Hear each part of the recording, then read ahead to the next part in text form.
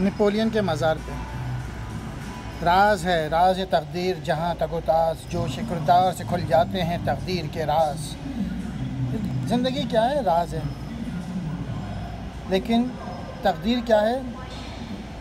محنت کرنا ہے جہاں میں، اور جوش کردار سے ہی کھلتے ہیں تقدیروں کے راز۔ جوش کردار سے شمشیر سکندر کا طلوع، کوہل ون ہوا جس کی حرارت سے گداز۔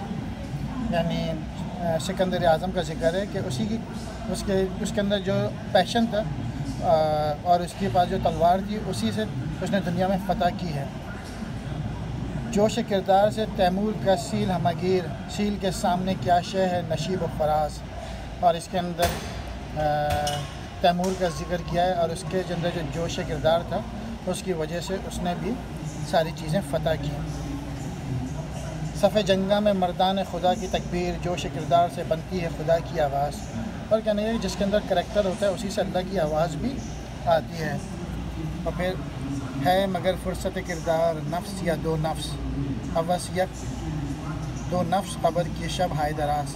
پھر اقبال نے اس نے کہا ہے کہ اقبال نے شعر بہت ہی پیارا شعر ہے کہ زندگی تو بہت تھوڑی سی ہے، کہ اوس نفس یا دو نفس، پھر قبر میں تو بہت لمبا رہنا ہے، تو اس لیے اس دنیا میں جب آئیں تو جد و جہد کریں، محنت کریں۔